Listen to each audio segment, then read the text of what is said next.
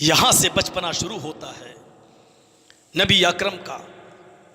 और पढ़िए अर्रहीकुल मखतूम में 6 साल और काजी सुलेमान सलमान मंसूरपुरी रहमतुल्लाह अलैह की तहकीक के मुताबिक 4 साल जब अल्लाह के नबी वहीं रह रहे हैं और हलीमा सादिया के पास हैं और जंगल में बकरियां चराने के लिए हलीमा की बेटी गई थी और मोहल्ले के कबीले के बहुत से लोग मोहम्मद को भी अपने साथ ले गई।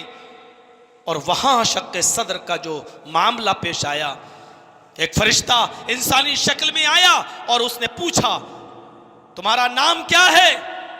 आपने अपने अंदाज में कहा मोहम्मद। उठाकर ले गया और एक पहाड़ के दामन में ले जाकर लिटा देता है और सीने को चीर देता है, दिल को निकालता है। और अल्लाह के नबी बयान करते हैं कि उसने जो एक खराब किस्म का लोथड़ा था दिल से, उस लोथड़े को निकाला और फेंक दिया। याद रखिएगा, हर इंसान के दिल में वो लोथड़ा होता है। आजकल मेडिकल जो सर्जन हैं, डॉक्टर जो हार्ट का सर्जरी करते हैं, उनसे पूछिए, वो लोथड़ा जो होता है वो सब के अंदर होता है। और उसी लोथड़े के अंदर कीना, कपट, हसद, बुग़्ज़, इनाद, दुश्मनी जो होती है एक दूसरे के खिलाफ, वो उसी लोथड़े में होती है।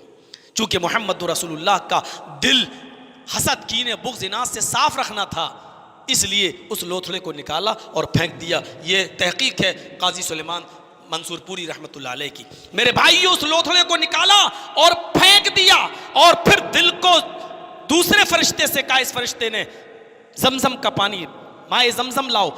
जमजम का पानी लाया गया और जमजम के पानी से नबी अकरम के दिल को धोया गया और फिर ऐसे ही दिल में रख कर हाथ फेर दिया गया। नबी अकरम सल्लल्लाहु अलैहि वसल्लम चलने लगे।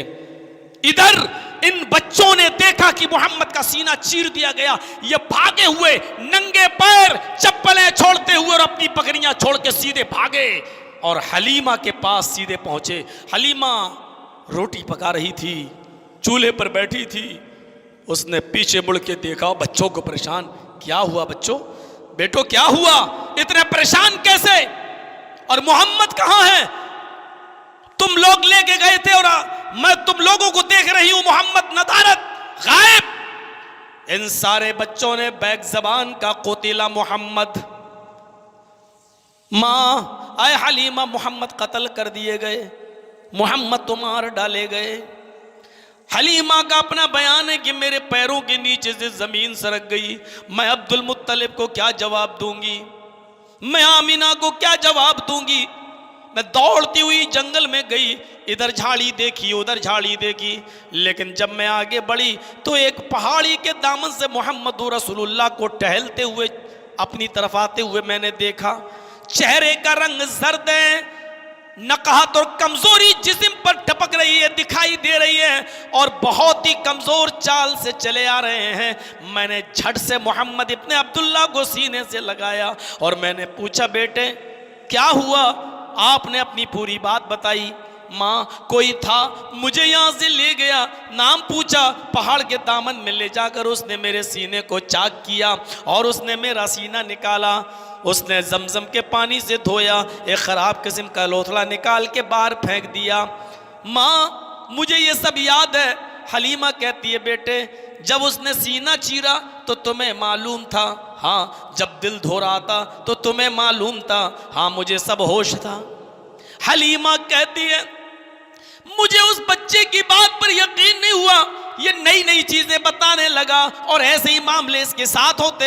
मैं डर गई कहीं ऐसा ना हो कि इसको कोई खतरा हो जाए और फिर बाद में आमिना मुझसे बेटा तलब करे और मैं बेटा ना दे सकूं। मैं फिर मोहम्मद को उसकी माँ के हवाले करके आ गई और ये कहकर आई, आमिना मेरा दिल तो नहीं चाहता कि इस बच्चे को वापस करूं, इसने तो खैर व बरकत के दरवाजे मेरे घर में खोल दिए, लेकिन ऐसी ऐसी चीजें बताता है, ऐसी ऐसी बातें बताता है, ऐसे ऐसी चमत्कार बताता है कि मुझे डर है अगर तेरे बेटे को कुछ हो गया तो फिर मैं क्या जवाब दूंगी। अब तुम अपना बेटा संभालो।